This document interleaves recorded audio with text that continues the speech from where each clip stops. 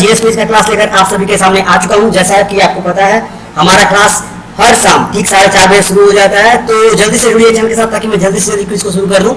और जैसा कि आपको पता ही है क्या करना है, तो जो नए जुड़े चैनल के साथ चैनल को सब्सक्राइब कर लीजिएगा और नोटिफिकेशन के बेल आइकन को जरूर दबा दीजिएगा ताकि आपके पास नोटिफिकेशन पहुंचती रहे। और इसके बावजूद भी नोटिफिकेशन अगर आपको नहीं मिलती है तो आप हमारे टेलीग्राम से जुड़ सकते हैं, जो कि सक्सेस की स्पेस देगा P98। और आपको पीडीएफ कहाँ मिलेगा, तो पीडीएफ मिलेगा आपको www.success98.in पर।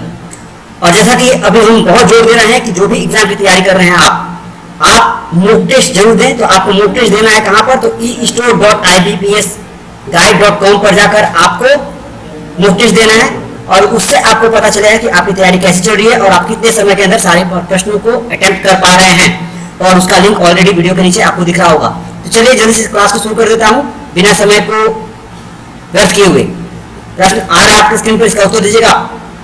पहला प्रश्न ए रहा, ऑक्सीकरण को किसके रूप में परिभाषित किया जाता है? आपके ऑप्शन है इलेक्ट्रॉन प्रदान करना, बी इलेक्ट्रॉनों को प्राप्त करना, सी प्रोटॉन प्राप्त करना या डी प्रोटॉन प्रदान करना।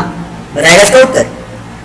तो जिन्होंने उत्तर दिया है लॉस ऑफ इलेक्ट्रॉन, इलेक्ट्रॉन प्रदान करना, उनका उत्तर एकदम सही है। अगला प्रश्न, दूसरा प्रश्न उत्तर दीजिएगा। एक जूल लगभग किसके बराबर होता है? आपके ऑप्शन है 0.28 कैलोरी, बी 0.32 कैलोरी, सी 0.24 कैलोरी या डी 4.20 कैलोरी। बताइए इसका उत्तर। तो जिन्होंने उत्तर दिया है सी 0.24 कैलोरी, जो कि एग्जैक्ट होता है 0.2389 कैलोरीज, एकदम उत्तर सही आपका। अगला प्रश्न, तीसरा प्रश्न ये रहा, अपचायक घटक एक पदार्थ है जो क्या कर सकता है? आपके ऑप्शन है ए इलेक्ट्रॉनों को स्वीकार कर सकता है, बी इलेक्ट्रॉनों को प्रदान कर सकता है, सी प्रोटॉन स्वीकार कर सकता है या डी प्रोटॉन प्रदान कर सकता है। एक प्रश्न एग्जैक्टली सेम पहले वाले प्रश्न की तरह ही है, तो यहां भी सेम ही उत्तर होगा सर। ये क्या कर सकता है? इलेक्ट्रॉनों को प्रदान कर सकता है, रिड्यूसिंग। अगला प्रश्न आपकी स्क्रीन पर, उत्तर दीजिएगा इसका। एकाग्रता ढाल के खिलाफ सेल की आवाजाही को क्या कहा जाता है? आपके ऑप्शन है ए परासरण, बी विसरण, सी सक्रिय ट्रांसपोर्ट या डी नकारात्मक ट्रांसपोर्ट। तो जिन्होंने उत्तर दिया है सी एक्टिव ट्रांसपोर्ट, सक्रिय ट्रांसपोर्ट, सही उत्तर आपका। पांचवा प्रश्न ए रहा, उत्तर दीजिएगा इसका। उत्कृष्ट गैसों की इलेक्ट्रॉनों बंधुता कितनी होती है? Electron affinity of noble gases, आपके ऑप्शन है लगभग 0, बी कम, सी उच्च या डी बहुत अधिक। बताइए इसका उत्तर। तो जिन्होंने उत्तर दिया है ऑलमोस्ट 0, जी हाँ लगभग 0, आपका उत्तर एकदम सही है। छठा प्रश्न ए रहा, इसका उत्तर दीजिएगा। इनमें से अधिकतम घनत्व वाली धातु कौन सी है? आपके ऑप्शन है Fe iron, MO molybdenum, Hg mercury या OS ऑस्मियम। बताएगा इसका उत्तर। द मैक्सिमम डेंसिटी, जी हाँ जिन्होंने उत्तर दिया OS osmium is the correct answer. अगला प्रश्न, सातवां प्रश्न, इसका उत्तर दीजिएगा। जब कोई वस्तु गर्म होती है तो उस वस्तु के अणु क्या होते हैं? आपके ऑप्शन है तेजी से आगे बढ़ने लगते हैं, बी ऊर्जा खो देते हैं, सी भारी हो जाते हैं या डी हल्के हो जाते हैं। तो जिन्होंने उत्तर दिया है बिगिन टू मूव फास्टर, तेजी से आगे बढ़ने लगते हैं, उनका उत्तर एकदम सही है। आठवां प्रश्न ए रहा, इसका उत्तर दीजिएगा। निम्नलिखित में से किसकी कमी के कारण मानव शरीर की धीमी वृद्धि होती है? आपके ऑप्शन है ए वसा, बी विटामिन, सी हार्मोन्स या डी उपरोक्त में से कोई नहीं। तो जिन्होंने उत्तर दिया सी, जो कि ज्यादा आ रहा है, जी हाँ ग्रोथ हार्मोन्स कहलाता है वो। नौवां प्रश्न ए रहा, आपके स्क्रीन पर, इसका उत्तर दीजिएगा। परमाणु कक्षीय क्या है? आपके ऑप्शन है ए इलेक्ट्रॉनों का गोलाकार मार्ग, बी अंडाकार आकार की कक्षा, सी नाभिक के आसपास 3 आयामी क्षेत्र या डी एक गणितीय फंक्शन है जो एक परमाणु में किसी एक इलेक्ट्रॉन या इलेक्ट्रॉनों की एक जोड़ी की तरह लहर के व्यवहार का वर्णन करता है। तो जिन्होंने उत्तर दिया है डी, जी हाँ एकदम सही है। एक गणितीय फंक्शन है जो कि परमाणु में किसी एक या उससे ज्यादा इलेक्ट्रॉनों की जोड़ी के व्यवहार को वर्णन करता है। अगला प्रश्न, 10वां प्रश्न ए रहा, इसका उत्तर दीजिएगा। इलेक्ट्रोनेगेटिविटी की गणना पहली बार किसके द्वारा की गई थी? आपके ऑप्शन है स्लैटर, बी पॉलिंग, सी बो या डी मुलिकन। तो जी हाँ जो उत्तर दिया है B Pauling, Linus Pauling is the correct answer. 11वां प्रश्न ए आपके सामने, इसका उत्तर दीजिएगा। दूध प्रोटीन निम्न एंजाइम में किसके द्वारा पचाया जाता है? नीचे दिए गए एंजाइम्स में किसके द्वारा दूध प्रोटीन पचाया जाता है? ए पेप्सिन, बी ट्रिप्सिन, सी रेनिन या डी एरिप्सिन।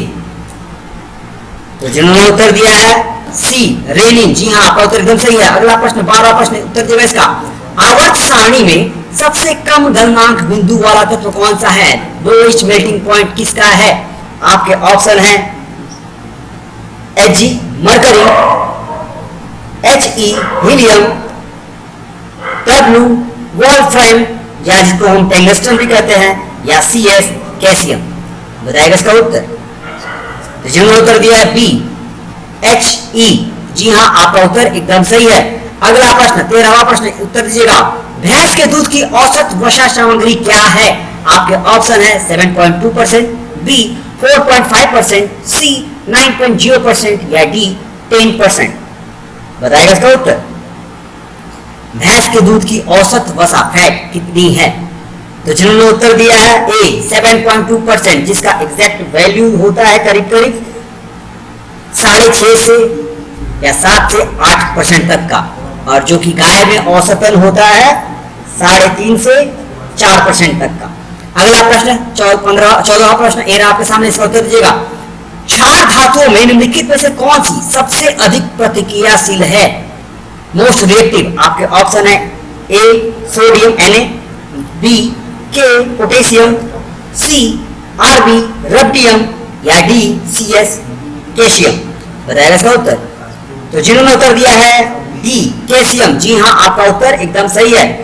अगला प्रश्न आ रहा है आपके स्क्रीन पर 15वां प्रश्न, उत्तर दीजिएगा इसका, दूध का सफेद रंग किसकी उपस्थिति के कारण होता है? आपके ऑप्शन है ए लैक्टोज, बी अल्बुमिन, सी कैरोटीन या डी कैसीन। बताइए इसका उत्तर। दूध का सफेद रंग किसकी उपस्थिति के कारण होता है? यहाँ आप गड़बड़ न करें, लैक्टोज अलग चीज होता है, ध्यान दीजिएगा, यहाँ पर कुछ फंस सकते हैं। इसका उत्तर होगा डी कैसीन। अगला प्रश्न 16वां प्रश्न ए रहा, उत्तर दीजिएगा, प्रिज्म पर सफेद प्रकाश गिरने के कारण प्रकीर्ण की प्रक्रिया स्पेक्ट्रम बनाती है। सबसे छोटी तरंग दैर्ध्य वाली प्रकाश की किरणें क्या होती हैं? सबसे अधिक अपवर्तित होती हैं, बी अपना मार्ग नहीं बदलती हैं, सी सबसे कम अपवर्तित होती हैं या डी प्रिज्म के किनारों द्वारा परावर्तित होती हैं। तो जिन्होंने उत्तर दिया ए रिफ्लेक्ट्स द मोस्ट, सबसे अधिक अपवर्तित होती हैं, उनका उत्तर एकदम सही है। 17वां प्रश्न ए रहा, उत्तर दीजिएगा, यदि कोई ध्वनि हवा से पानी तक जाती है तो वह मात्रा जो अपवर्तित रहेगी वो क्या होगी? आपके ऑप्शन है ए वेग, बी आवृत्ति, सी तरंग दैर्ध्य या डी आयाम। तो जिन्होंने उत्तर दिया है बी आवृत्ति, जी हाँ आपका उत्तर एकदम सही है। आज का 18वां प्रश्न ए रहा, उत्तर दीजिएगा, अल्फा केराटिन एक प्रोटीन है जो किसमें मौजूद होता है निम्नलिखित में से? आपके ऑप्शन है ए रक्त, बी स्किन, सी लसिका या डी अंडे। तो जिन्होंने उत्तर दिया है बी स्किन, जी हाँ आपका उत्तर एकदम सही है। आज का 19वां प्रश्न, उत्तर दीजिएगा इसका, हेलोजन किससे संबंधित है? आपके ऑप्शन है s block, B p block, C d block या डी एफ ब्लॉक। तो जिन्होंने उत्तर दिया है पी ब्लॉक, जी हाँ, जो कि ग्रुप 17 में पाया जाता है हेलोजन। अगला 20वां प्रश्न ए आपके सामने, उत्तर दीजिएगा, लेथेनाइड तत्वों की कुल संख्या कितनी होती है? आपके ऑप्शन है ए 8, बी 32, सी 15 या डी 10। एक कहीं कहीं पे आपको 14 भी मिलेगा, सी 15 इज द करेक्ट आंसर। अगला प्रश्न 21वां नंबर प्रश्न आने से पहले आप सभी से एक बार फिर से आग्रह करूंगा, जो नए चैनल के साथ चैनल को सब्सक्राइब जरूर कर लीजिएगा और नोटिफिकेशन के बेल आइकन को जरूर दबा दीजिएगा। अगर आपको वीडियो अच्छी लगे तो लाइक करिएगा और हो सके तो शेयर करिएगा, ताकि उन भाई बंधुओं को भी मदद मिले जिनके पास कोचिंग ट्यूशन लेने की क्षमता नहीं है। और हाँ, मॉक टेस्ट जरूर दें, और कहां पर? तो e-store.ibpsguide.com पर जाकर।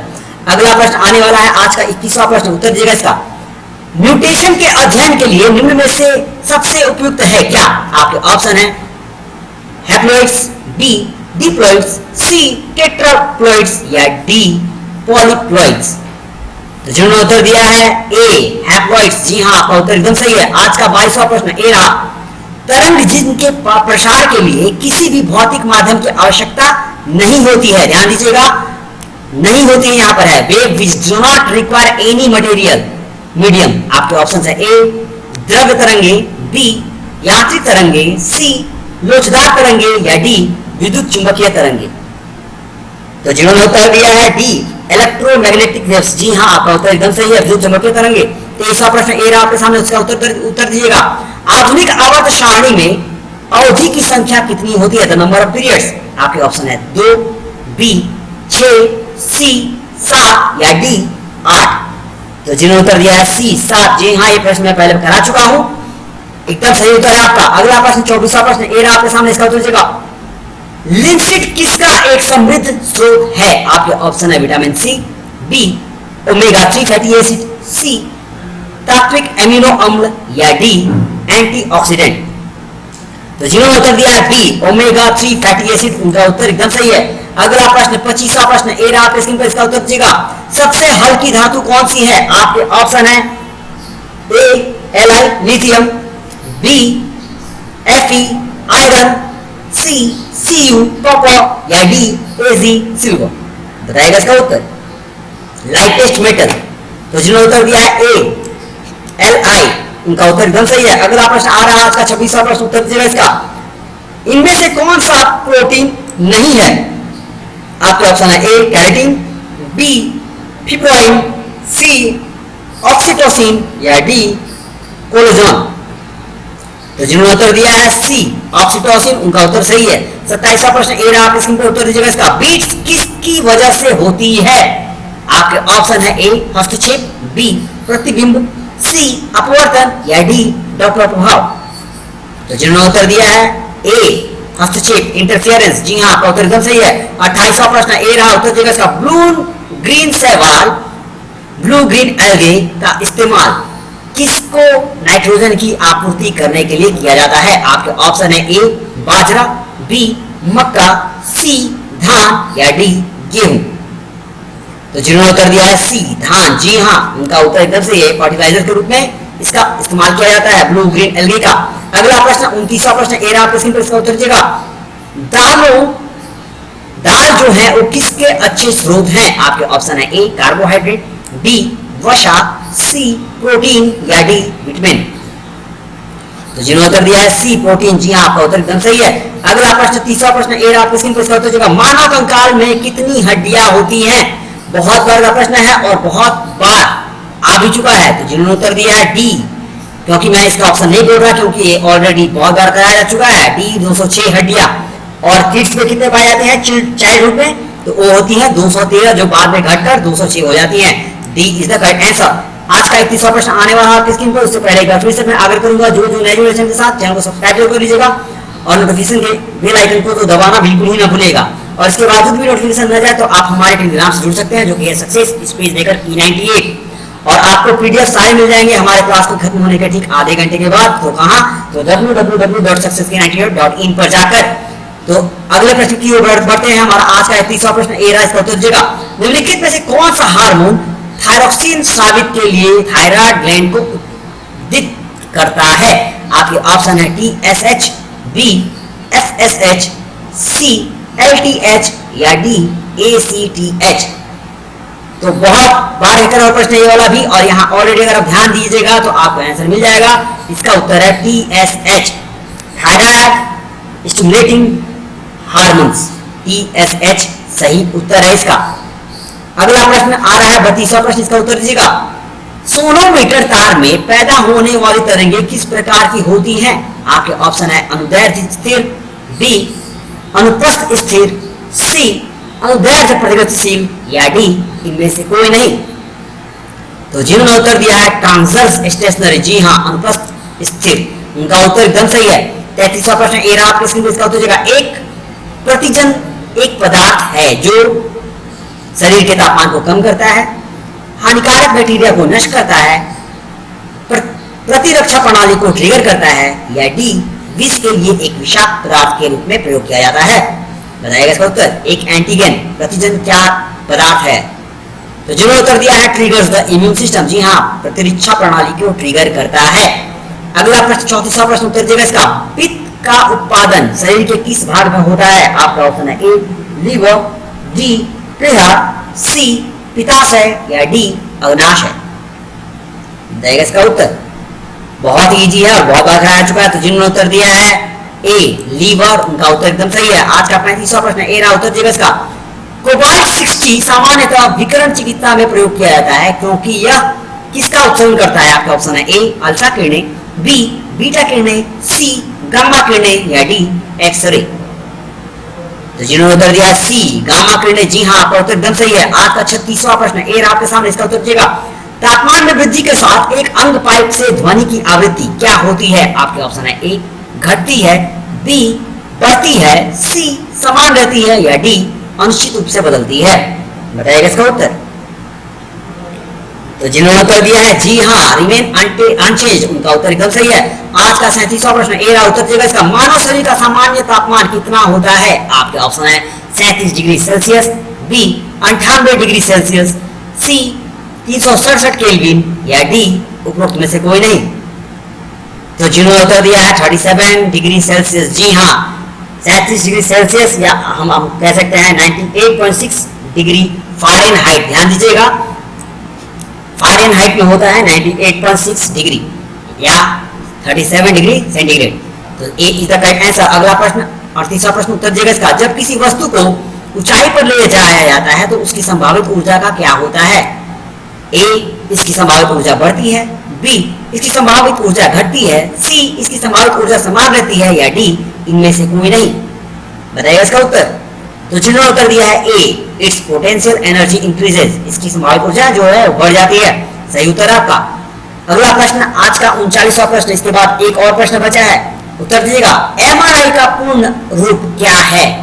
ए magnetic resonance index, B magnetic resolution information, C magnetic resonance imaging या डी उपरोक्त सभी। बताइएगा इसका उत्तर। एमआरआई का पूरा रूप।